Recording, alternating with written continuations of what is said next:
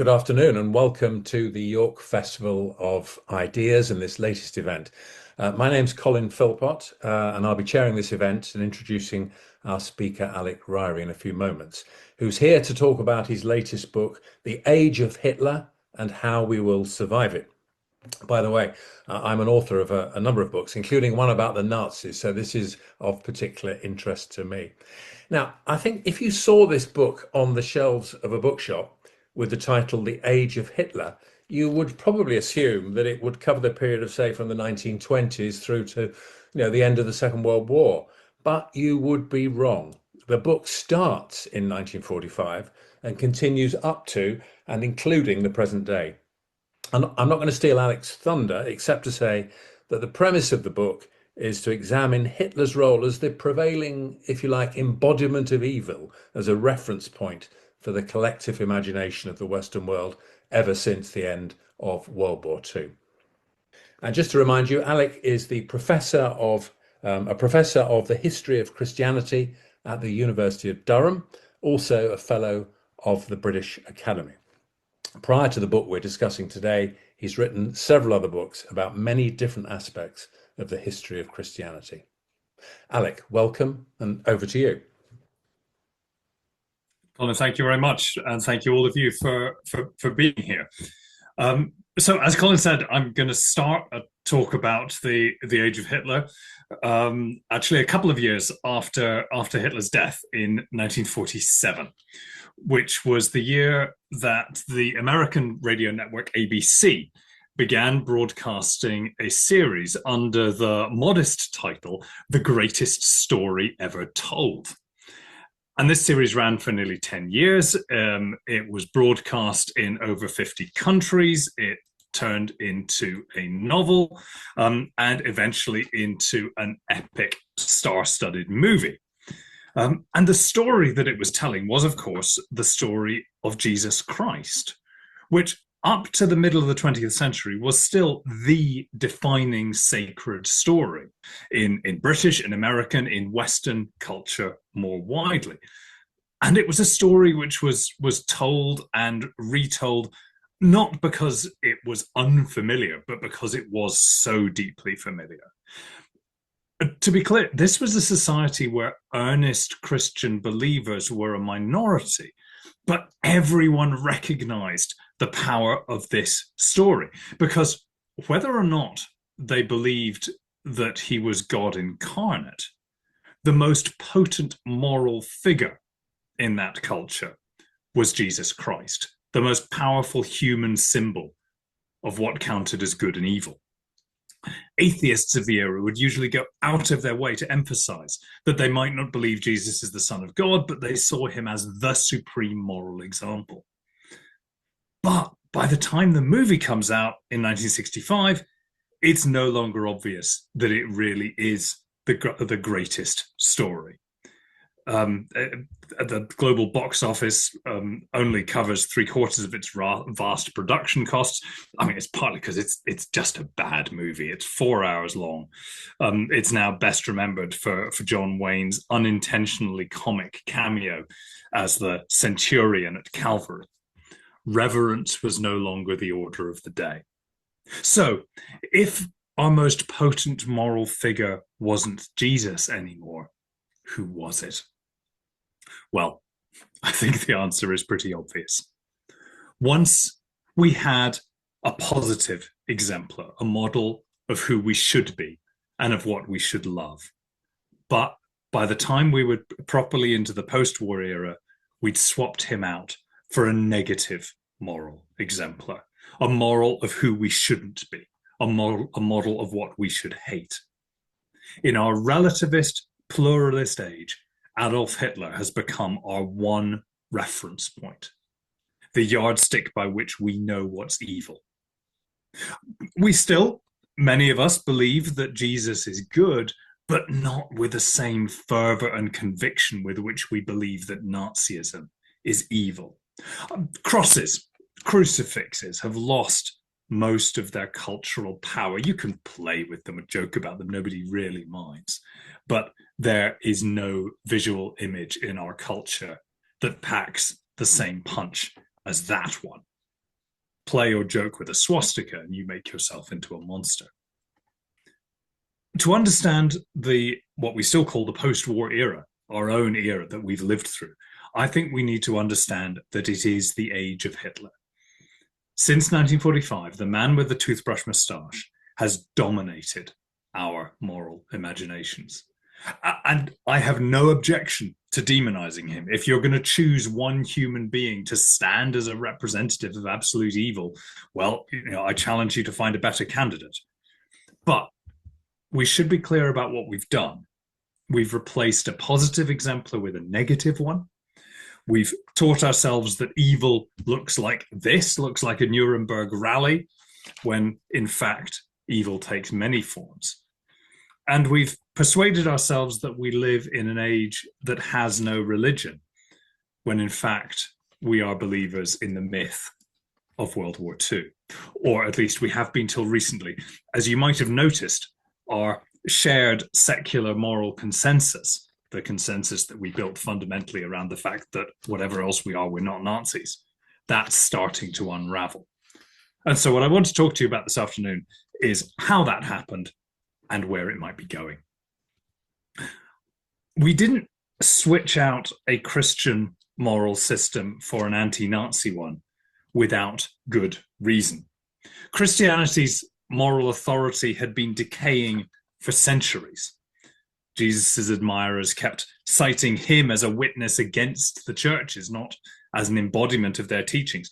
But what makes that decline terminal is World War II, the keenest moral crisis of the modern age, and a test that the churches fail pretty dismally, not just because so many of them openly collaborated with or consented to Nazism or fascism. What was nearly as bad was the slowness of the non-collaborating churches to wake up to what was going on. The most glaring sin was their ancient complicity in anti-Semitism. But that's just the centerpiece of a wider tableau of moral failings that the war mercilessly exposed. The devil's bargain by which Christians in Germany and elsewhere consented to Nazi or to fascist rule wasn't some ghastly blunder. It was based on a Christian hierarchy of values. Most Christians didn't actually approve of cruelty or warmongering or systematic murder. They just cared more about maintaining social order, defending Christianity against mockers, profaners, blasphemers, and Jews, and reasserting Christian sexual and family morals. Even groups like the Confessing Church in Nazi Germany, who offered some level of resistance, were more concerned with protecting their own independence and moral purity than in confronting their rulers' crimes. There are a tiny handful of visionaries who perceived the magnitude of what was going on. But even in the Confessing Church, most of them only argued about details while being grateful that the trains ran on time and that the communists were kept out. As the most important leader of the Confessing Church, Martin Niemöller, later admitted, if it was distasteful that the Gestapo were coming for the socialists, the trades unionists, and the Jews, that was okay as long as they weren't going to come for them. It was a serious and an authentic Christian judgment. That was what made it so unforgivable. When the war came, Winston Churchill, plenty of others, tried to cast it as a war for Christian civilization. But the label didn't really stick. President Roosevelt found firmer ground when he talked about Judeo-Christian civilization, of fundamental freedoms to be defended everywhere in the world. By the end of the war, the Allies were calling themselves the United Nations, fighting for all of humanity against tyranny. And they seamlessly bequeathed that name to the organization that they founded to police the New World Order. And this is an organization that's created to speak for the whole of humanity, not just for one nation or for one faith. It's important to be clear that this isn't just a matter of secularists and skeptics sloughing off their inherited Christian identity. Lots of Christians, including many of the most serious, the most compelling voices of the era, people like, oh, sorry, I've got these in a bit of a tangle. Here we are. People like Martin Luther King Jr., or the German pastor Dietrich Bonhoeffer, who's killed at the very end of the war. These people were not advocating for conventional Christian ethics, but for radical, even secular applications of those ethics. They're convinced that the old churches are part of the problem. So, to the extent that Western societies have become secular in the post-war era, this is one of the reasons that a critical mass of Christians consciously and deliberately decided that they should become secular. But that doesn't solve the problem that Bonhoeffer here put most sharply shortly before he was killed. If they were going to cast off the traditional forms of Christianity as too corrupt to maintain, what was going to replace them? Well, let me tell you a war story. In February 1943, this ship, the American troop ship, the Dorchester, was torpedoed off the Canadian coast. 4 American military chaplains were on board, 2 Protestant, 1 Catholic, 1 Jewish. And according to the survivors' accounts, the chaplains worked together to organize the evacuation in the few moments before the ship went down, guiding men towards the lifeboats. When the lifeboats could no longer be reached, the chaplains started distributing life jackets. When the life jackets ran out, they took off, the 4 of them took off their own life jackets and gave them to 4 young sailors. And they then joined hands and stood and sang and prayed together on the deck as the ship sank. And reportedly, the 4 of them were reciting the Shema, the Jewish affirmation of God's oneness, as the waters took them. The 4 chaplains were swiftly commemorated as symbols of America's war for Judeo-Christian civilization. And it's happened again. Every time I tell this story, and I've told it a fair bit, I struggle to get through it without a catch in my throat. Now, I usually try to display the cynicism that people expect from professors. So this is embarrassing. I have to tell myself not to be so sentimental. But for me, and I mean, not just for me, this story and others like it from the war have a visceral appeal. In the same way, Churchill's speeches, I mean, at least in this country, have sunk into our collective consciousness. I don't know if you know Christopher Nolan's 2017 movie Dunkirk, which I also struggle to get through dry-eyed. This finishes with the dazed soldiers back in the temporary safety of England being handed a newspaper report of Churchill's "We shall fight on the beaches" speech of the 4th of June 1940. And one soldier reads the speech from the newspaper to his comrade, and he reads it without flourishes, stumbling, halting, very much like an exhausted, uneducated man reading aloud a text that he's seeing for the first time. And the scene works brilliantly because we, the audience, know the speech already. We can hear Churchill's cadences even as the soldier mangles them.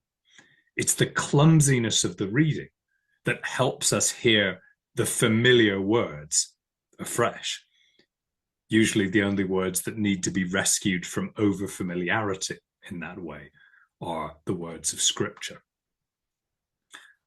I have to say, nothing affects me in quite the same way as tales of World War II. In particular, the narrative of heroic self-sacrifice that's at the heart of the Christian faith that I profess, the story that was once the greatest ever told, it just doesn't have the same immediate grip on me. I mean, throughout the Christian centuries, the story of Christ's passion very often has had that effect. Christians have found themselves emotionally transported, shattered by contemplating this story. But in our age, including for many who still identify as Christians, that emotional immediacy isn't there, or it's only accessible through conscious effort. That is, even for those of us who still believe in our religions, we often don't do it with the same intuitive immediacy and blithe faith with which we believe in our culture's true religion, in World War II, our greatest story ever told. The French novelist Laurent Binet calls the war our Trojan War, a landmark, a reference, a source of inexhaustible stories, a collection of epics and tragedies. And it's all that, but it's more. It's also our paradise lost, our epic of meanings and values, dominated by its endlessly fascinating central villain. In the age of Hitler, in the post-World War II age in which we live, our shared faith is what we call humanity, and in particular, the concept of human rights. Now, of course, the idea of human rights is much older. It goes back to the age of the Enlightenment and beyond, and its most famous early reference is in front of you now. This is Thomas Jefferson in the American Declaration of Independence, who held it to be self-evident that all men are endowed by their creator with certain inalienable rights. But this claim is a problem. It's not just because Jefferson wrote it while holding hundreds of men and women in slavery, but also because it's just factually wrong. Jefferson and a few of his Enlightenment friends thought that the existence of human rights was a self-evident truth. But it can't be, because a great many people in a great many historical settings have not believed any such thing. The claim we hold these truths to be self-evident, I think, reveals this claim to be what it is. It's a castle in the air. It's a defiant, existential assertion of values that they can't prove. But that's not the problem. The problem is that most of us, most of the time, neither know nor care whether human rights have a solid foundation beneath them. Like Jefferson, we really have come to believe in them in their own rights. We do hold the existence of human rights and of human equality to be self-evident. We can't really prove that it's true, but it doesn't matter because we feel it's true. At least for the moment we do. Why do we believe that human beings are equal and have equal rights? I think even asking that question feels uncomfortable. Questioning something that shouldn't be questioned, it's almost a kind of blasphemy. The most honest response is that we just believe down to our core that human beings have rights, regardless of whether we can prove it or not. That conviction feels like an answer. In fact, it's the question. The closest we can come to an actual answer is the one advanced by the UN Universal Declaration of Human Rights in 1948, which asserts pragmatically that human rights are the foundation of freedom, justice, and peace in the world. And it then explains that disregard and contempt for human rights have resulted in barbarous acts which have outraged the conscience of mankind. And the advent of a world in which human beings shall enjoy freedom of speech and belief and freedom from fear and want has been proclaimed as the highest aspiration of the common people. So this is all about the Second World War. I mean, of course it is. It's 1948. How could it not be? The experience of exceptionally barbarous acts, the claim that the common people of the world have united around the desire for what are, in fact, President Roosevelt's four freedoms, that's what gives the Declaration its urgency. And its confidence is that of the victors of a total war, who are sure that they have earned the right to speak for the common people of the whole world. It took a decade and a half for the moral shock of the war to work its way to the surface. The most single vivid moment of that change was Adolf Eichmann's trial in 1961, which confronted the world with horrors it had been trying hard to forget. But I think the best gauge of how the memory of the war shifted and changed is the movies.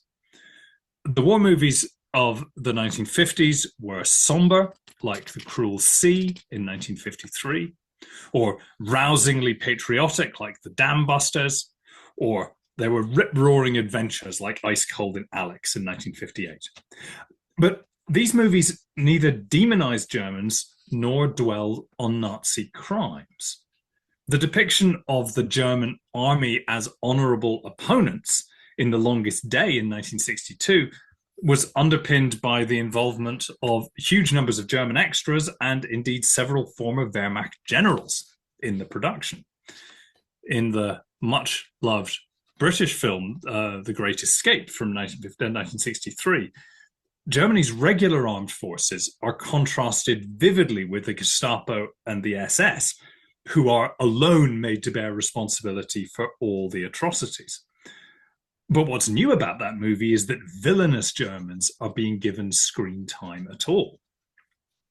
Over the following decades, cinematic Nazis became increasingly sinister, until by the 21st century, we had movies like Fury in 2014, in which the entire German war machine is presented as a nihilistic death cult, or Inglourious Bastards from 2009, a fully fictionalized account of an ideological war between Jew-hating Nazis and a squad of Jewish American Avengers. And then beginning in the 1960s, the movies begin tentatively to tackle the Nazi genocide. The Oscar-winning adaptation of the stage play Judgment at Nuremberg appears in 1961 while Eichmann was awaiting execution. The American TV miniseries Holocaust in 1978 brought that term into general use. The British TV movie Escape from Sobibor in 1987 is one of the very first to be set in a death camp.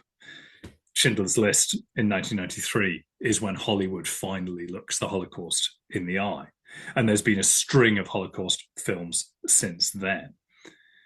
And in movies that have got nothing to do with World War II, Nazis start to appear as villains. The Illinois Nazi Party in The Blues Brothers from 1980. It's utterly gratuitous. But what better counterpoint could there be to that film's anarchic racial inclusivity? And then you have the Indiana Jones movies of 1981, 1989, and 2023.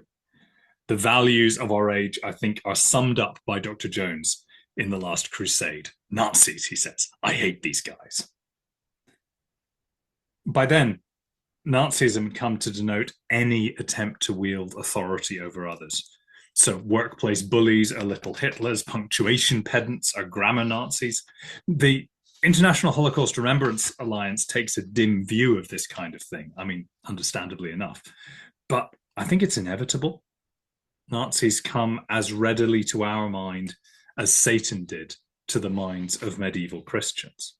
A symbol of absolute evil is just too useful to be left reverently in the corner.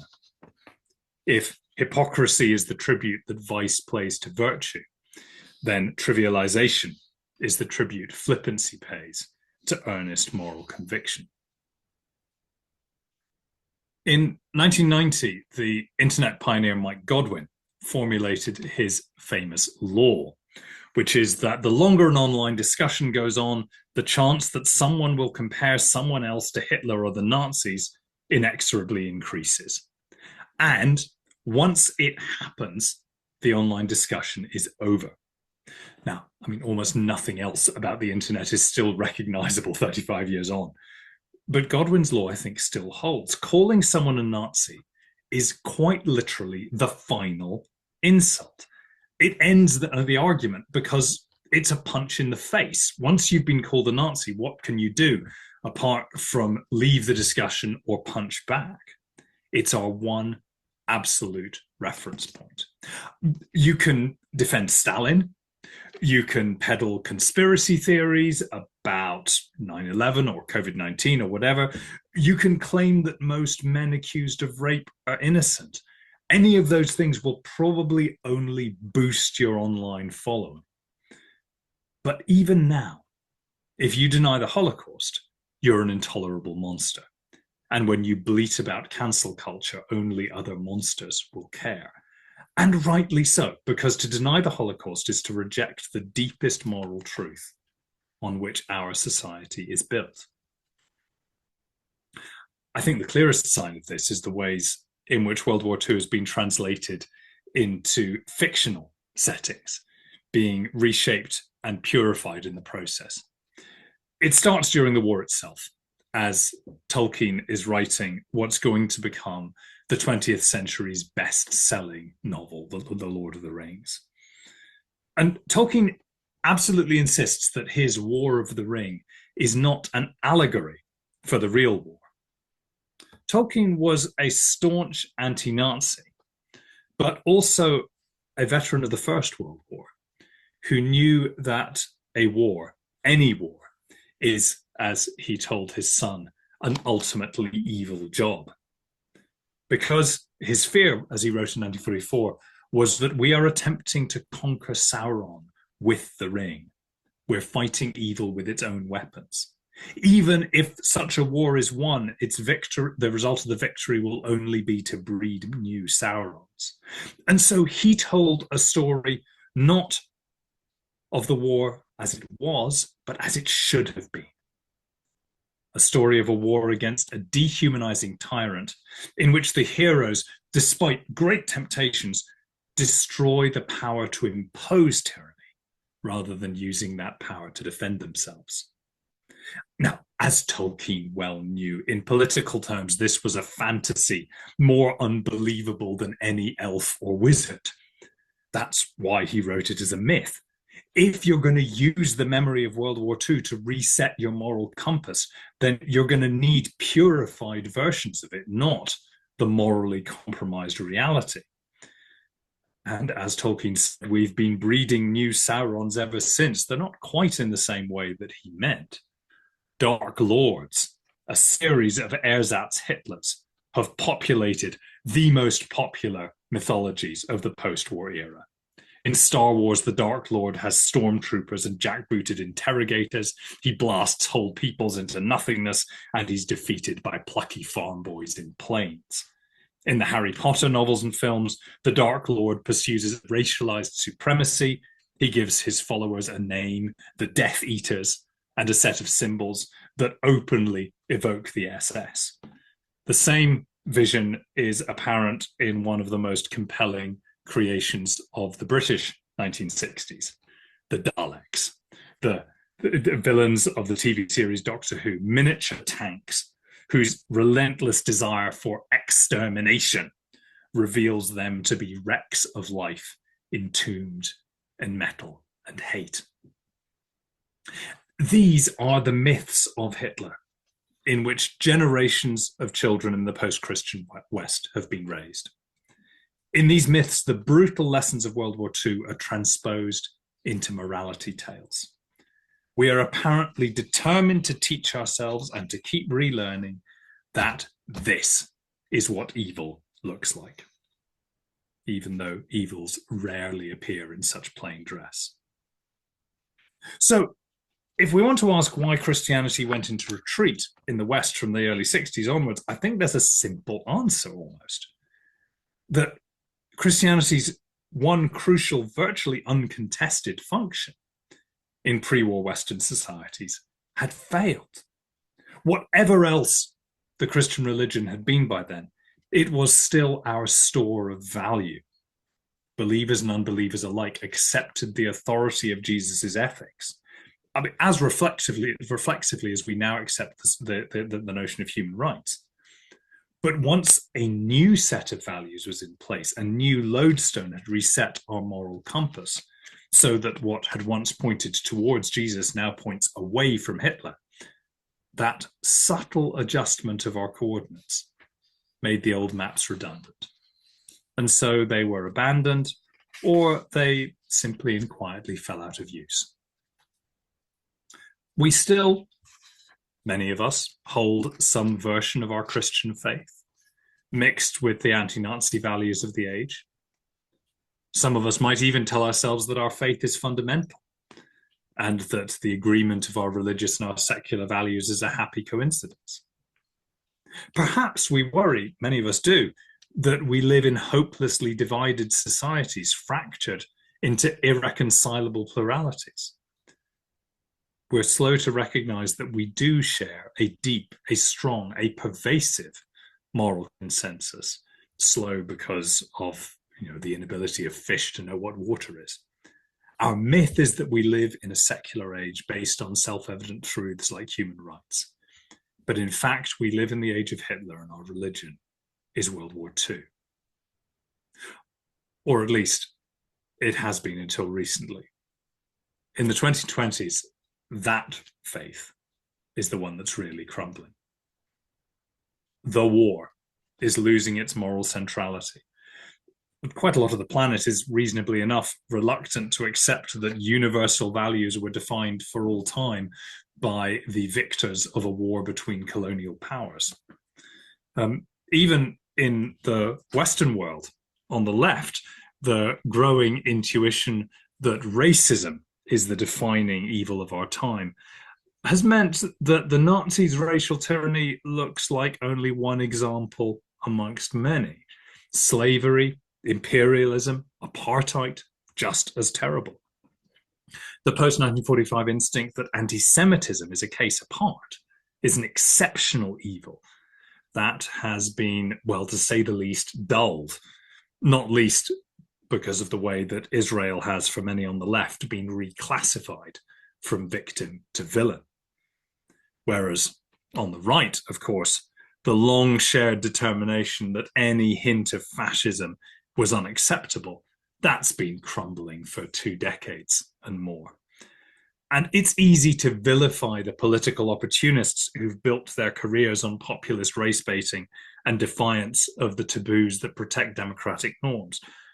But these people have sprung up like weeds in every Western democracy. They're symptoms of the erosion.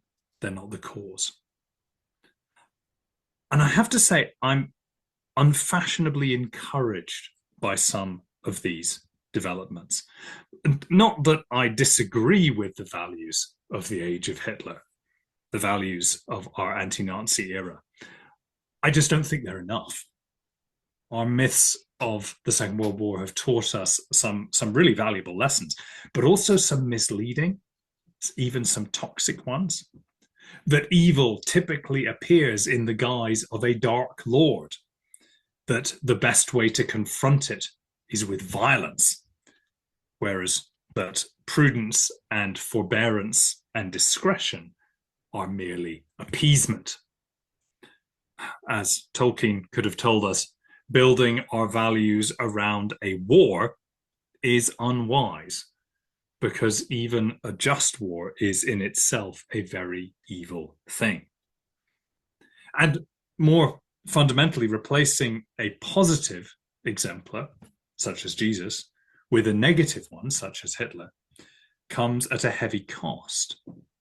It teaches us what to hate, but not what to love. Our modern culture assures us that we're each free to pursue our own good, but it quite deliberately gives us no real resources to discern what that good might be. It assures us that we have rights and freedoms, but what are they for? Not presumably just for denouncing each other on social media. But to get past that, we would need gentler virtues and sharper insights than the value system of the post-war era gives us. We'd need to recognize that evil is infinite in its varieties and that Nazism is only one of its flavors, that it's distributed, not personified, and it's usually rooted inside us. We can't defeat it by jumping into a Spitfire and blowing it up. For now, we're mostly trying to deal with this breakdown by shouting at and being scared of each other. Scared because we quite rightly feel that the whole direction of our culture is suddenly up for grabs, which of course is how we get a culture war. On the one side, a brittle version of human rights gets taken up by secular progressives who defend freedom of speech by insisting ever more rigidly on what can and can't be said, singing their old songs louder and louder while waiting and hoping for the madness to pass and the sensible people to be put back in charge. On the other side, a resurgent conservatism that isn't really conservative rediscovers the intoxicating power of identity politics and looks back into the Christian tradition and other deep-rooted national and religious value systems, but looking not for moral renewal, but for sticks with which to hit the other side. So we have a shrill, panicky parody of anti-Nazi values versus a crude, weaponized parody of traditional values. And both sides end up being animated chiefly by fear of the other. But surely it's obvious that we need both. In this century, we are going to be facing things like climate breakdown, economic, demographic turmoil, artificial intelligence, I mean, to say nothing of old-fashioned nuclear weapons. The values that we learned from the traumas of World War II are going to be essential for confronting these evils. So if you are by instinct one of the conservatives or traditionalists who thinks that we may need to get over this endless obsession with the Nazis, well, fair enough, but the point is not to forget the moral lessons that the war and the genocide taught us, the ones that are encoded in the modern system of human rights. We learned those lessons very hard and paid a price. It would be better not to have to go through that one again. The problem is, if you're one of those conservatives, it's not that our anti-Nazi system has anything wrong with it, it's just that it's not enough. So if you're one of the progressives who wants to hold on to that system and the values that go with it, well then yes, absolutely, you should, you must. But again, you need to recognize that it's not enough. You also need to draw on our deeper cultural wells.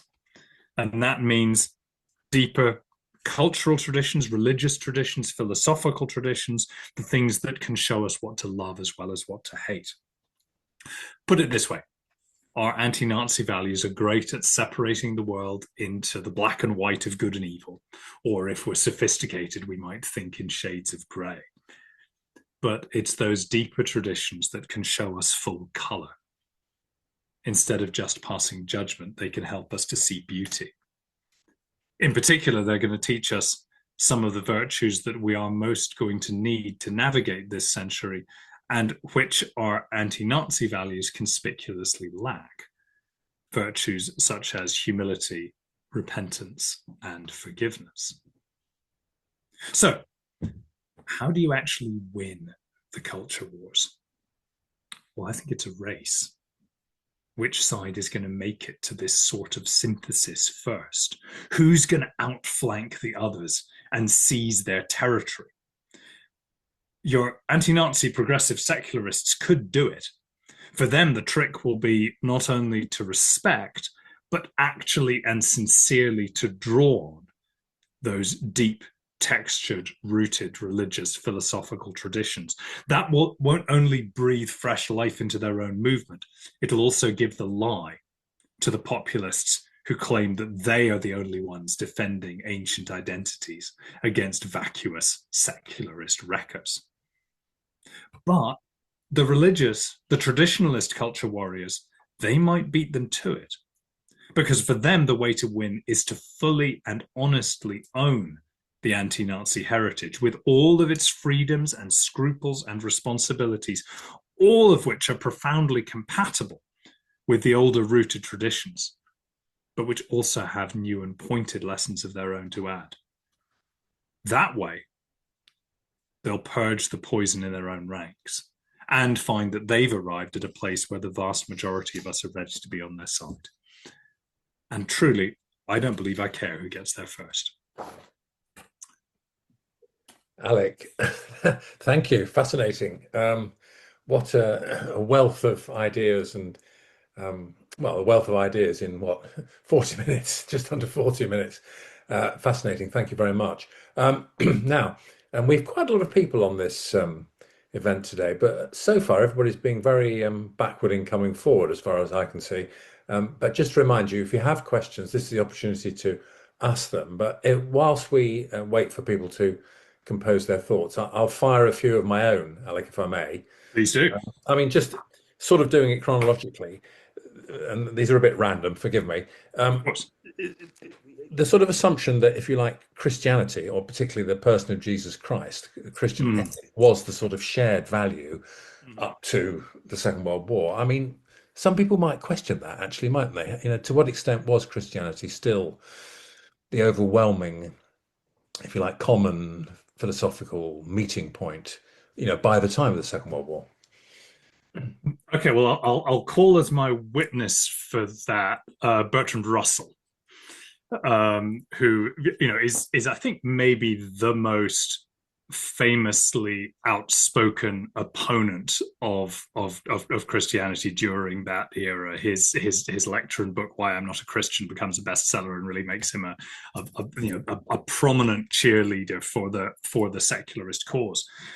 And when you read what he says about the figure of Jesus in that lecture, the comparison between the tentative kid gloves with which he treats Jesus and the kind of both barrels of the shotgun with which he treats God is I think really striking.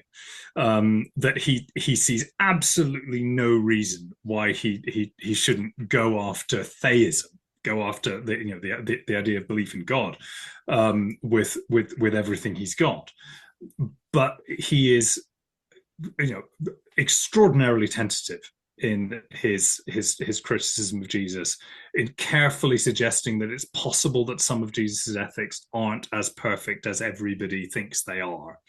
And he says it is generally accepted that we should see Jesus as the greatest moral teacher. Which I think is a correct description of the norms of discussion amongst atheists. You look back at John Stuart Mill says something to the effect to the same effect. You can track the same thing back to Spinoza. The only real exception amongst the kind of philosophical brethren is Nietzsche, who's off on a particular adventure of his own. And I mean, I think even Nietzsche is more ambiguous about the Christian ethical tradition than he's sometimes is sometimes assumed. So the point I'm suggesting is I want to be quite clear about the limits of the claim. It's about the moral superiority of Christian teaching, that most, the consensus amongst open atheists remained that Jesus was the greatest moral teacher who has ever lived, and indeed that part of the moral projects of certain kinds of atheism and secularism is to rescue Jesus from the church, and indeed to use him. I mean Russell does this in the same. He has a whole thing about advising that Stanley Baldwin, the Prime Minister, is a most sincere Christian, but I would not advise you to go and strike him upon one cheek and see if he turns the other. Willingness to use that moral framework to critique the churches at the time. Jefferson does the same thing. Okay. So that kind of maneuver, I think, is really common in that period, and you just don't see it being done anymore. Great, thank you. I've got several other questions, but I'll hold back on them because we have got questions flowing in now. I mean, this is a very general question, but it's from somebody who's remaining anonymous. But it's a very simple question. Talking about these questions, actually, the first two or three questions are all about, now and what we should be doing now. The first one is this: what do you think normal, in inverted commas, people can do about this, i.e., the dilemma that you've posed? I mean, you sort of answered that, but perhaps you'd like to answer that particular point. Well, first of all, I'm not entirely sure there's any such thing as normal people, Well, indeed. but people who aren't in positions of power or leadership or influence. Um, I mean, I think the story of cultural change, religious change, moral change of all this sort of thing tends to be something that happens from the grassroots up. Um, and although it's easy for those of us who are trying to write the history of it to focus on high profile individuals, as I just did in my first answer, um, it the reality of it is often that these are movements that and changes that happen under the radar in local communities and in families and local lives. And it's only at the point when they're already quite established that they start really to become visible, which means that whatever resolution we find to this moment of flux that we're in, it's something that's going to happen locally. It's going to be led and formulated by those ordinary people. So I think my whereas the temptation in the modern age is when whatever you're worried about is to find a thread on Twitter or X and start shouting at people about it, which and I do appreciate the temptation to do that. I live in professor world where that is an ever present possibility. The way that this is really going to happen, whatever this is through people actually working it out for themselves and making it happen in their lives. So if and to the extent that ordinary people are able to ordinary people, just people, are able to find their own synthesis that makes sense for them and put that into practice in a coherent way in their lives, then that's the seed from which this is going to grow, whatever it will be. Thank you. Right, this is a question from Josh. Josh, who says, a very interesting talk, Alec. Thank you. Looking through this lens, what's your view on the fact that a significant number of people in the most powerful country in the world, or at least the West, think that in Trump they found their new Jesus, a moral paragon, when in fact he looks, says Josh, far more like a potential Hitler, someone who's doing so much to pull apart the post-World War II consensus. He says, sorry, that's rather a wordy question, but there it is. Okay, no, I mean, obviously, this is I was trying to hold off the references to the current president of the United States until the very end of that, but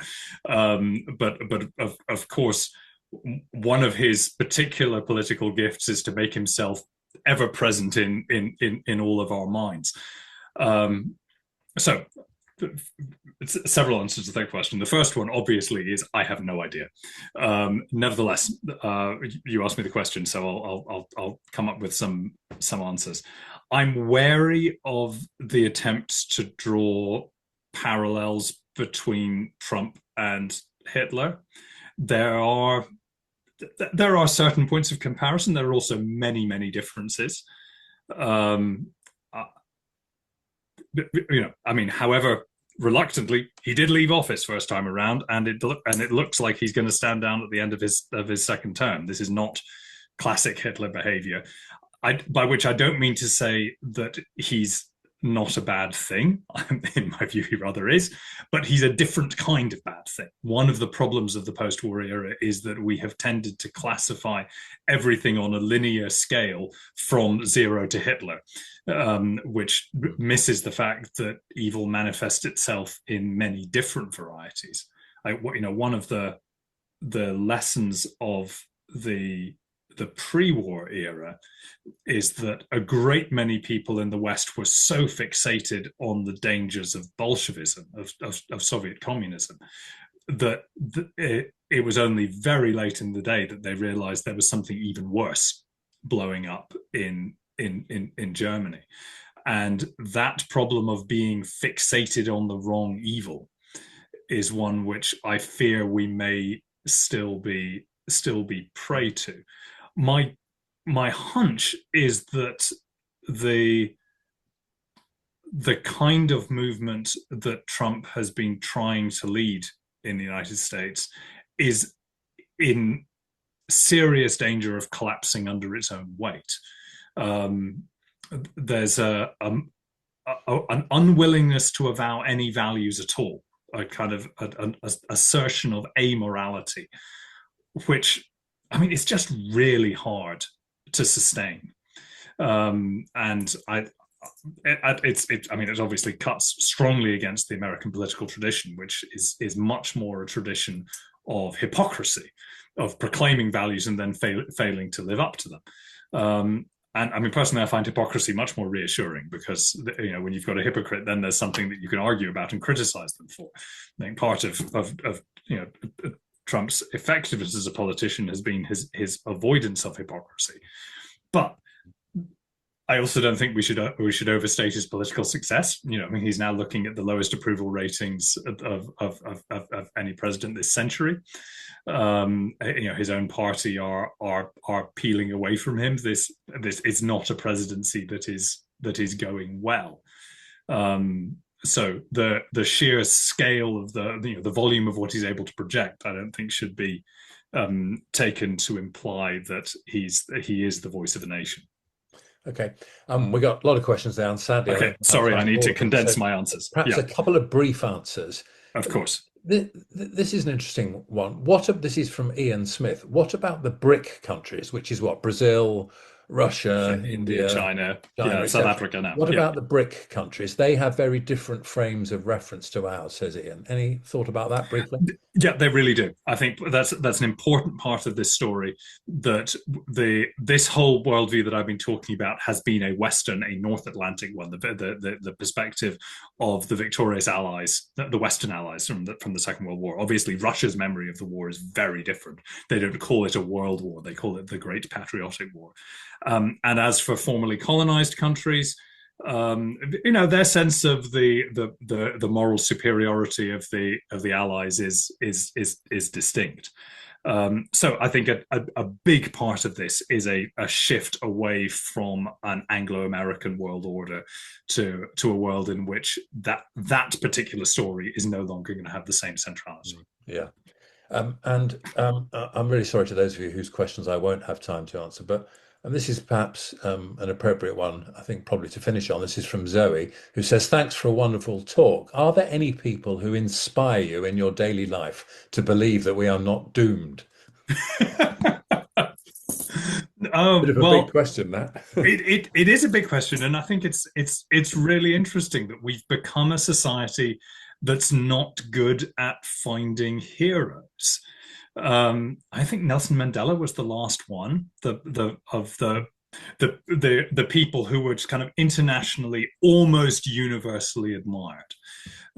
We've found it really difficult to, you know, our instinct when we see somebody, you know, apparently heroic is to be suspicious and to undercut them. So I struggle, like everybody else, with finding living heroes. There's plenty of historical figures that I could talk about, but I think the fact that I'm struggling to find living heroes is a me problem rather than a them problem, as my kids would say. And that we, for all that cynicism and wariness is often a good thing, I would suggest that we could perhaps all do with more of an openness to admiring what's worth admiration. And hopefully that is a sort of relatively positive end. I'm not suggesting I'm doing my best. No. I mean, I should say I am optimistic about this situation, although there may be a certain amount of damage done still on the way. Yeah. Well, thank you so much for this. And there's loads of other questions that, as I say, several that I haven't been able to get to, and several others of my own. And one particular, don't answer this now, but one thing I found particularly interesting in the book, which you haven't really mentioned today, is the whole thing about appeasement and how, you know, the failure. The appeasement of Hitler has been used as a reason for, you know, standing up to people since 1945, which has not necessarily always been the right decision. So it's really worth reading. It's worth reading the whole book, but I found that particularly interesting when you started talking about some specifics of the post 1945 world. So, yeah, it's been great. Thank you very much, and thank you to all the people who've joined us. I hope you found it as interesting as I have. And thank you, Alec, for the talk and for answering the questions. And please do have a look at the festival program online, the York Festival of Ideas website, because there's loads more interesting, great stuff that's going to be going on in the next few days, over the next week or so. And just a reminder that Fox Lane Books, go on their website, have all the books, including Alex, available to buy. So thanks so much for joining us. Enjoy the rest of the day. Good afternoon from us.